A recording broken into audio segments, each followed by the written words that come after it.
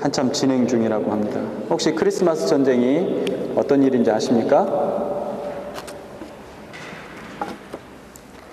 백악관에서 이 크리스마스 트리라고 부르지 않고 홀리데이 트리라고 이름을 바꿔서 부르기 시작했습니다. 그리고 믿지 않는, 신이 없다고 말하는 무신론자들이 미국의 모든 사람들에게 전도를 하기 시작했습니다. 그래서 12월 초부터 각 버스나 열차나 신문이나 또 텔레비전에 하나님은 없다, 하나님은 존재하지 않는다, 그리고 이 성탄절, 크리스마스는 우리에게 의미가 없다라고 광고를 하기 시작했습니다. 그리고 미국을 들어서 우리는 더 이상 하나님을 섬기는 나라가 아니다 라고 선포하고 있습니다. 전 세계가 성탄절을 기쁘고 즐겁게 보내던 시대가 이제 지나가고 있는 것입니다. 예수 그리스도를 알든지 모르든지 관계없이 모두에게 큰 기쁨과 즐거움이 바로 우리가 경험하고 겪는 오늘과 같은 성탄절기요 크리스마스인데, 지금 많은 나라들이 하나님은 존재하지 않는다, 하나님은 허구다라고 표현하고도 있습니다. 예수 그리스도를 주로 시인하는 구원받은 백성들에게 아는 기쁨이 있습니다. 예수 그리스도를 모르지만 공휴일로, 명절로, 또 축제로만 즐기는 사람들에게는 사실 모르는 기쁨이 있습니다. 그러나 예수님을 아는 사람이나 모르는 사람에게나 모두에게 큰 기쁨인 것은 예수님께서 이 땅에 오심은 온 우주의 중대한 사건이며 온 우주의 기쁨이기 때문에 그렇습니다. 대상이 분명치 않는 것을 섬긴다, 이것을 우리는 미신이라고 합니다. 섬겨야 할 분을 섬기지 않는다, 우리는 이것을 불신이라고 말합니다. 당연히 섬겨야 할 바로 그 대상을 알고 그분을 섬기는 것을 우리는 신앙이라고 말합니다. 오늘 우리는 당연히 섬겨야 할 그분을 섬기는 신앙 안에서 주님 오심을 기뻐하는 저와 여러분들이 되시기를 바랍니다. 오늘 성경에 나사로를 일으킨 사건은 요한복음의 절정에 해당합니다. 이 시점까지 전반부의 내용은 그리스도이신 예수님의 정체성을 가리키는 표적들에 대해서 많이 이야기를 합니다. 전반부를 거쳐서 이 시점까지 요한복음의 독자들은 다양하게 불리우시는 예수님의 칭호를 이야기합니다. 말씀이 육신이 되신, 또는 세상의 죄를 담당하시는 어린 양, 위대한 나는 누구다, 나는 무엇이다 라고 말씀하셨던 그러한 진술들, 또 생명의 떡이요 세상의 빛이라, 그리고 나는 선한 목자라, 그리고 지금은 부활이요 생명이라고 말씀하고 계십니다. 이 내용에서 우리의 마지막 원수인 죽음이 극복되었기 때문에 이 내용은 사도 요한의 전체 이야기에서 절정에 해당합니다. 이 내용은 햄릿의 최후의 막과도 같습니다. 햄릿이 자기의 아버지의 죽음에 어머니가 연루되어 있었다는 것을 발견하는 장면이 그 연극의 클라이막스가 됩니다. 누가 왕을 죽였는지에 대한 중요한 질문은 비교적 이 드라마에서 이른 시기에 밝혀지고 있습니다. 극의 나머지 줄거리는 햄릿이 언제 어떻게 그의 복수를 감행할 것인지에 대한 이야기가 주종을 이루는 것입니다. 요한복음도 마찬가지입니다. 복음서 기자는 그가 기록한 이야기의 목적에 대해서 선포하고 있습니다. 오직 이것을 기록하면 너희로 예수께서 하나님의 아들 그리스도이심을 믿게 하려 하며 또 너희로 믿고 그 이름을 힘입어 생명을 얻게 하려 함이니라 라고 말씀하셨습니다. 나사로를 일으킨 사건과 자신이 부활이요 생명이라고 선포하며 계시의 끝을 우리에게 알려주시고 계십니다. 이제 독자들과 청중들은 베들레헴에서 나신 이 분의 정체성을 알게 되었습니다. 이제 크리스마스의 의미와 메시지가 드러난 것입니다. 이제 말씀이 육신이 되신 이유가 분명해진 것입니다. 이 시점 이후에 모든 것이 결정되었습니다. 모든 무대 장치가 준비되었다는 것입니다. 많은 이들이 그분을 믿어 고백하는 반면에 다른 이들은 소란을 피우며 열렬히 그분의 죽음과 파괴를 위해 공모하기 시작합니다. 이제 예수님의 영광스러운 십자가 죽음과 부활을 위한 무대가 만들어지고 있습니다. 그 가운데 오늘 성경은 세 사람의 이름을 들어서 우리에게 교훈합니다. 첫 번째, 나사로는 하나님께서 도우시다라는 뜻을 가지고 있습니다. 나사로와 그의 누이들은 예수님의 가장 가까운 친구들이었습니다. 마태복음 8장 20절에 보면 오직 인자는 머리 둘 곳이 없다 하시더라 하신 예수님께서 그들이 살고 있는 지역에 가셨을 때 그들을 늘 방문하시고 거기에서 유하시겠다라고 말씀하셨습니다. 예수님은 그들과 함께 있는 것을 좋아하셨습니다. 그리고 그들도 예수님과 함께 있는 것을 즐거워했습니다. 그러나 이제 더 이상 나사로를 보기 위한 방문은 불가능해졌습니다. 나사로가 병들었을 때 누이들이 그 상황을 예수님께 알렸습니다. 주여 보시옵소서, 사랑하는 자가 병들었나이다.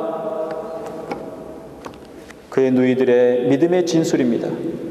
그리고 간절한 구함이었습니다. 그들이 예수님께서 오셔서 그분이 사랑하는 나사로를 치료해 주실 것이라고 생각했습니다. 그리고 간절하게 간구한 것입니다. 그러나 예수님께서는 멀리 떨어져 계셨고 나사로가 죽은 지 이미 나흘이 지났습니다. 하나님이 도우시다라는 의미를 가지고 있는 나사로는 죽었습니다. 이제는 사람의 능력 밖의 일이 되어버린 것입니다. 사실 예수님은 나사로가 있는 곳과는 사흘 길쯤 되는 거리에 계셨습니다. 그래서 나사로의 소식을 들었을 때 바로 가셨더라면 나사로가 아마 살아있을 때 도착하셨을 것입니다. 그러나 예수님은 나사로를 사용하여 하나님의 계획을 이루시기로 작정하셨습니다. 오늘 성경에 두 번째 이름이 나옵니다. 그 이름은 고뇌의 집이라는 의미를 담고 있는 베다니입니다. 예수님과 제자들이 그곳에 당도했을 때 그들이 본 것은 정확히 그것이었습니다. 사람들은 괴로운 이별, 죽음의 고통과 상실의 공허함으로 인해서 그들의 마음이 갈기갈기 찢어졌습니다. 많은 친구들이 슬퍼하는 유족들을 위로하기 위해서 예루살렘에서부터 찾아왔습니다. 마르다가 예수님께서 당도하셨다라는 말을 듣자마자 그분을 만나러 나갔습니다. 예수님을 만나서 전한 그녀의 말 속에는 원망의 말투가 섞여 있었습니다. 주께서 여기 계셨더라면 내 오라비가 죽지 아니하였겠나이다.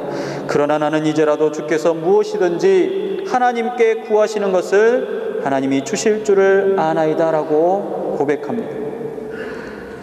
먼저 마르다는 예수님께서 그곳에 계시지 않았던 것에 대해서 거의 공격조에 가까운 말투로 불평했습니다. 마치 그녀는 이렇게 말하는 것과도 같습니다. 당신은 나사로를 사랑하지 않습니까? 왜 우리의 전한 소식을 듣자마자 오시지 않으셨나요? 오셨더라면 무언가 하실 수 있으셨지 않습니까? 라고 말씀합니다. 여전히 그녀는 또한 간절하게 구합니다. 이제라도 무언가 하실 것을 요구하는 것입니다. 예수님이 계신다면 어떤 때이든지 희망이 있다는 함축적인 믿음을 담고 있습니다. 슬픔 속에서 마르다는 그녀의 끓어오는 분노와 망설이는 믿음을 동시에 보여주었습니다. 예수님께서는 부활이요 생명이라는 자신의 정체성 선언과 함께 그 진리를 몸으로 증명하심으로 그 간곡한 간구에 응답하셨습니다. 이 이야기를 설명하는 세 번째 이름은 부활이요 생명이신 예수님입니다. 나사로를 일으킨 사건은 부활의 표적에 불과합니다. 실제로 부활의 실체는 바로 예수님이십니다. 예수님 안에서 마지막 때는 현재에 일어나는 실제가 되는 것입니다. 예수님을 믿는 믿음은 하나님의 승리를 현재화시키고 무덤의 패배를 영원토록 영원한 것으로 만든 것입니다. 우리에게 있어서 부활이요 생명이신 예수님은 어떤 의미가 있습니까? 베들레헴에서 나신 아기는 죄의 종말을 선포하고 있습니다. 어떤 이들은 허구라고 말합니다. 그렇다면 여러분은 예수님의 탄생, 부활이요 생명이신 예수님이 어떤 존재이십니까? 예수님은 사람이 죄 가운데 죽을 수 없다고 말씀하셨습니다. 범죄자들은 생명을 주는 용서로 말미암아 변화되었습니다. 독선적인 사람들은 부활하신 그리스도의 생명을 통해서 풍성한 삶을 향해 그들 자신을 활짝 열었습니다. 인간 역사에 있어서 무수히 많은 사람들이 그들의 죄의 삶에서 예수님의 부활의 능력으로 말미암아 자유를 얻게 되었다고 간증하고 있습니다.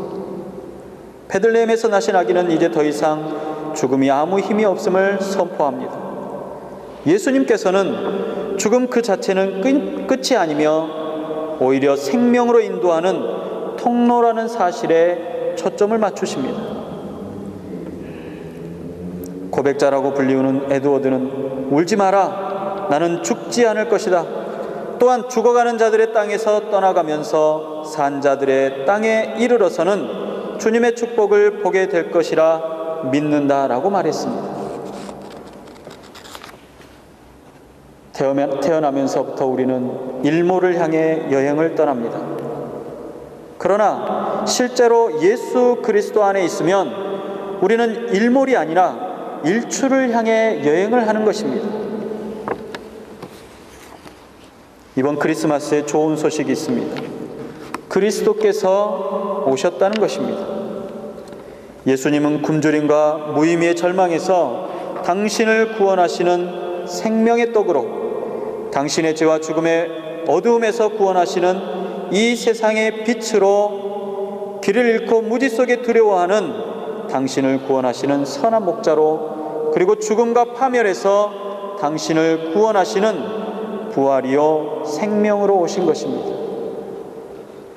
부활이요 생명이신 우리 주님이 여러분에게도 여전히 부활이요 생명이시기를 주님의 이름으로 축원합니다. 기도하겠습니다.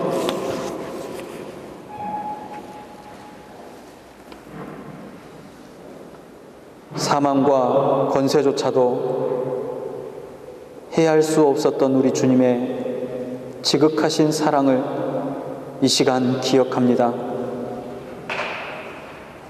우리가 무엇이간데 주님 앞에 이 기쁨을 누리며 구원의 즐거움을 누릴 수 있겠습니까? 오직 주님의 은혜임을 고백합니다. 감사를 드립니다. 찬양을 드립니다. 영광 받아 주시옵소서.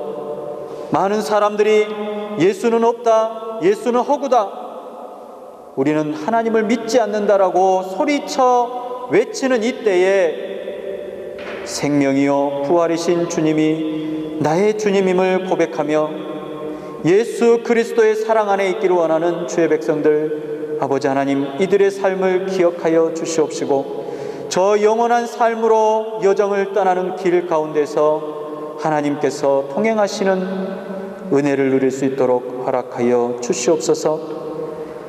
오늘 이 말씀을 기쁨으로 받는 주의 백성들 위해 한없는 은혜로 더하여 주실 줄 믿사옵고 우리를 구원하신 예수님의 이름으로 기도드리옵나이다. 아멘.